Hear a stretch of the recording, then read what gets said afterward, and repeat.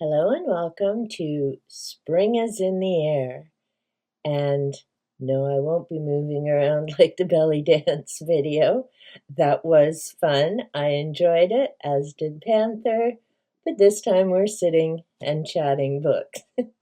This tag was created by Daniela at Uncommon Reader and Rene, along with her co-host Raina, from Beyond Books. I was tagged by Leslie at Books, Gers, and Purrs, as well as Noah from The Bookworm. So the prompts are number 1, Spring Chicks.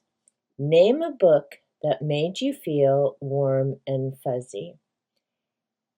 I don't really have a warm, fuzzy feeling book because it's just not me. But I do have a loved, enjoyed, gave me an aha book. The Celestine Prophecy. From the first time I read this book, I've enjoyed it.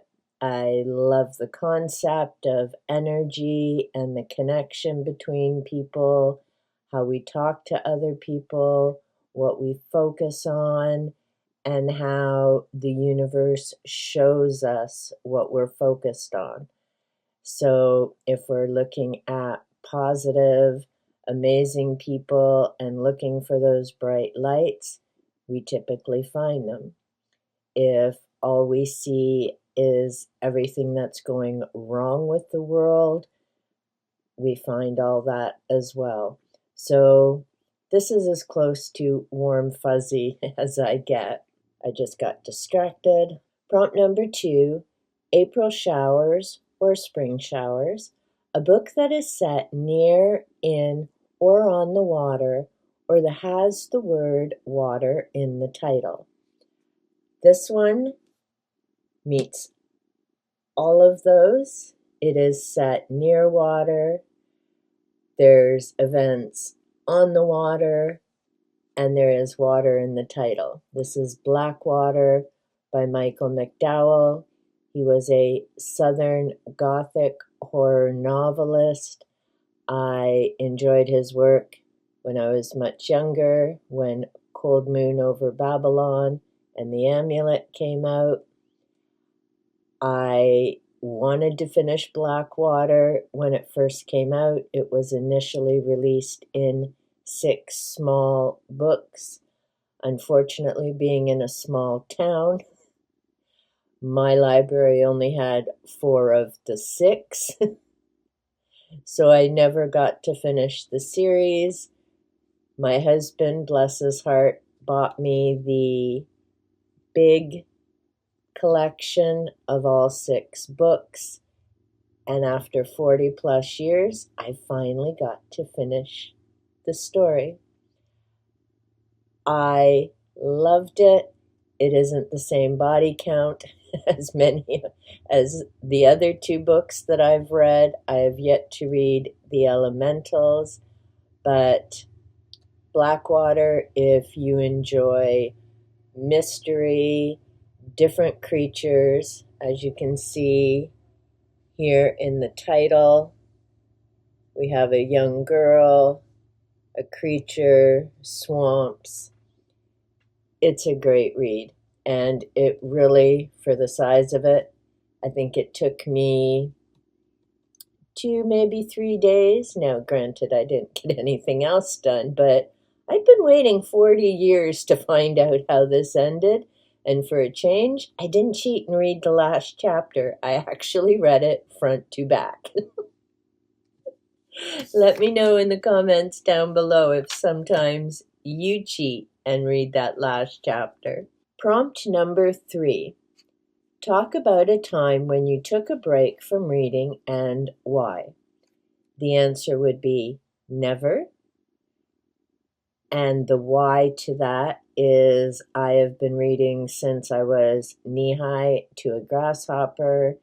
It is my happy place, my escape.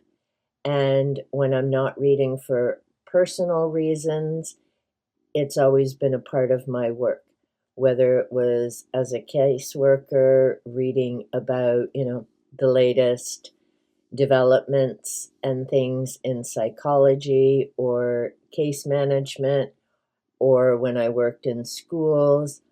I read all the novels from our English departments where I work so that when I was working with students, we could have engaging conversations about characters, setting, and all of that. That was just me. It wasn't a requirement. It's just I figured if I was going to be working with students in English classes and on literacy, then it would be helpful to have intelligent, informed conversations about the works that they were talking about.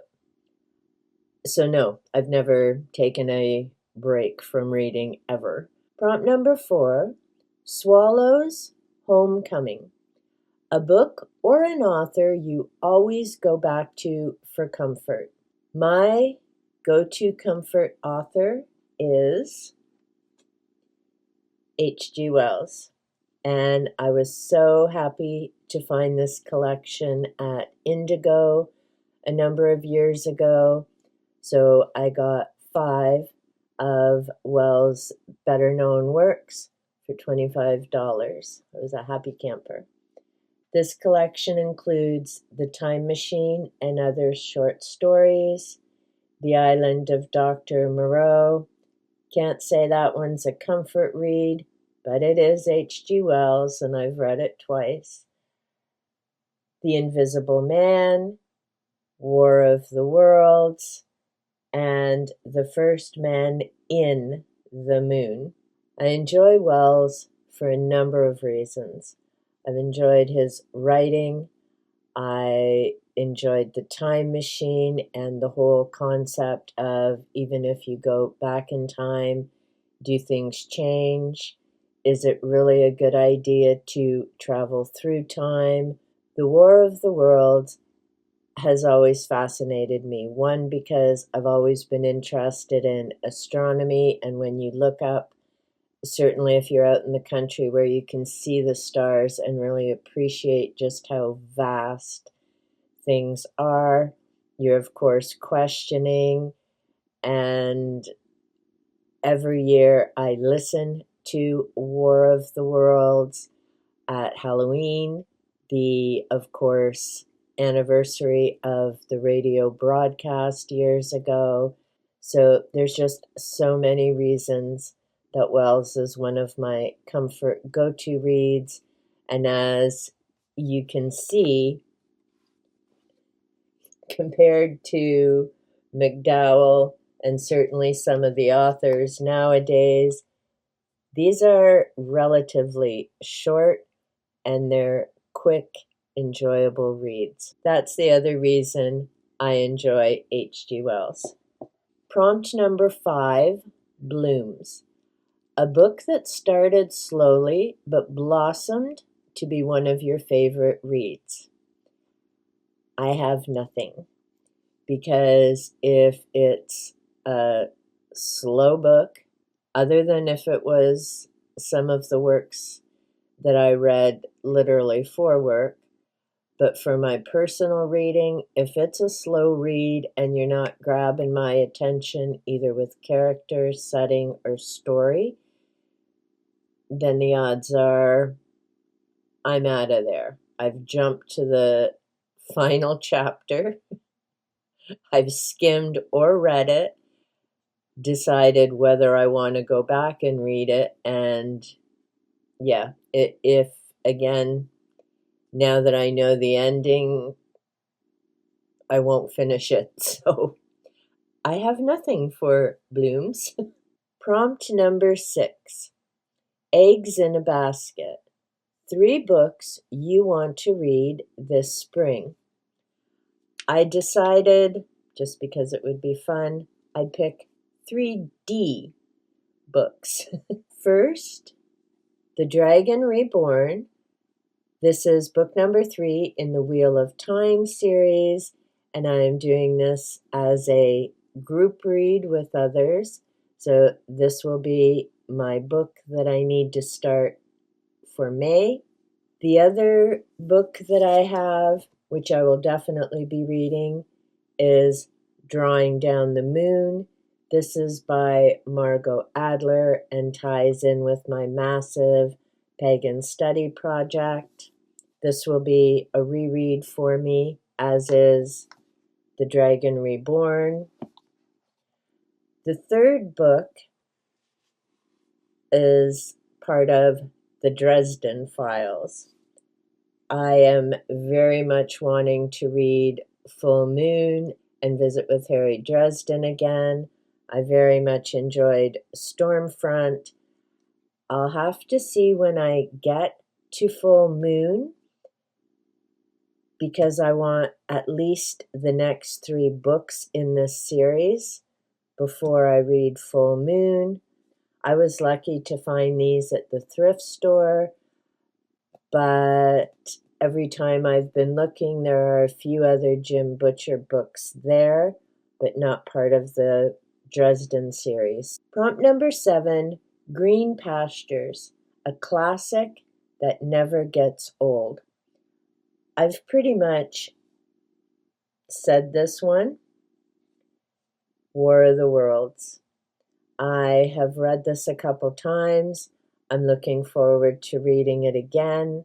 It's somewhat different than the musical, which definitely never gets old, and I just really enjoy it.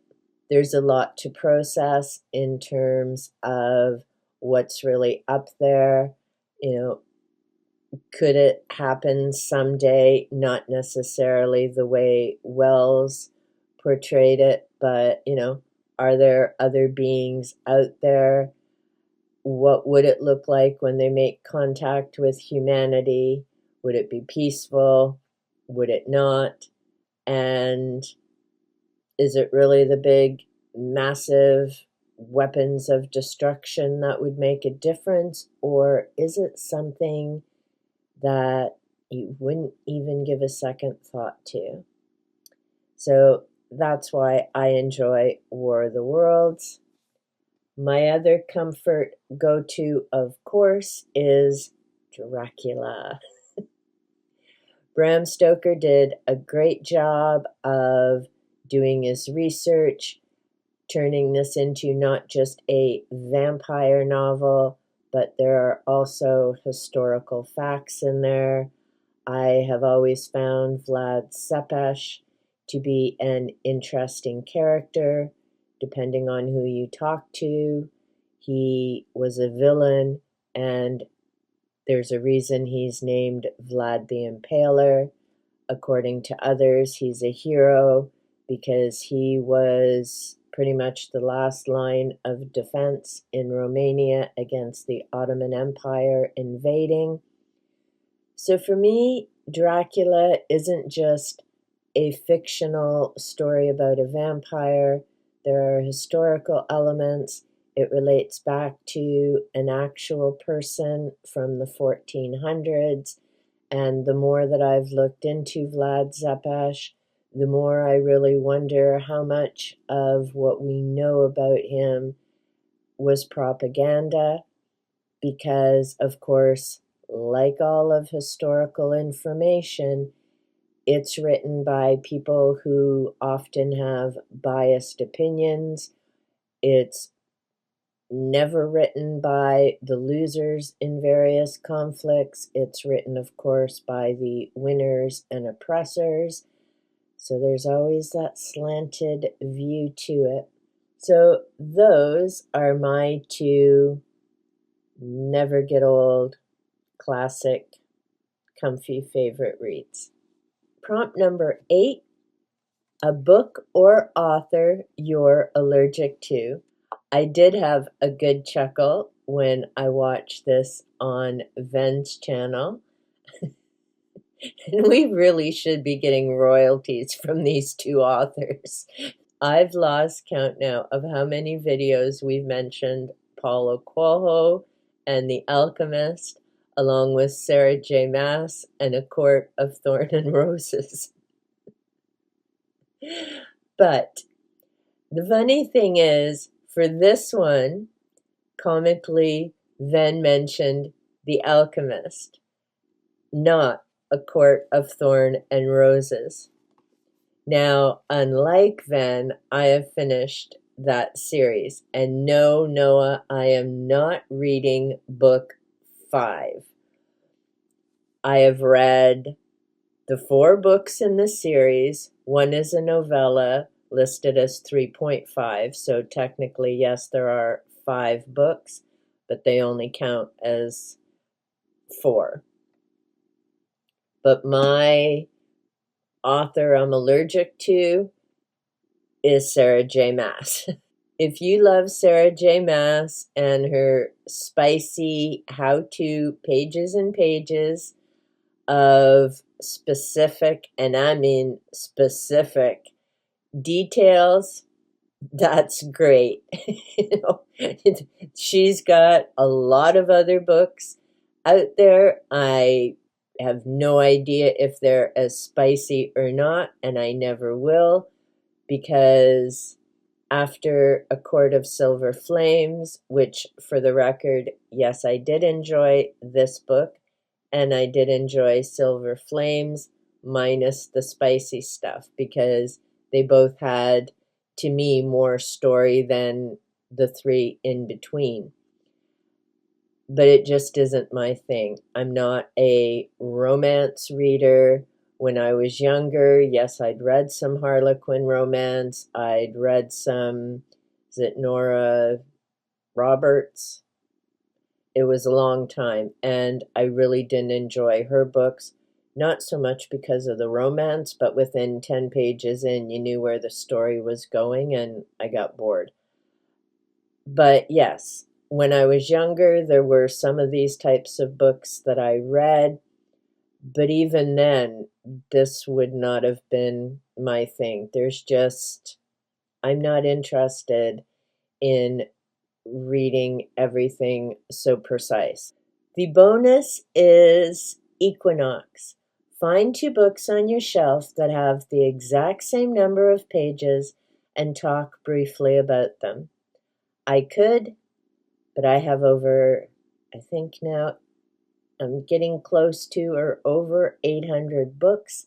That could take me a long time. So I'm going to pass on the bonus. And I will say, if you're watching this tag and you would like to share your answers, please feel free to do so. Be sure to tag Daniela and Rene so they can come and see your responses. Tag me also so I can come and see the different books that you're reading and responses that you had to this. Thank you so much to Daniela and Rene and Raina for creating this tag. It was fun, gets us into spring and looking forward to that warmer weather and those beautiful blooms that will come, of course, we hope, from the April showers. Until next time, be well, be safe, and big hugs.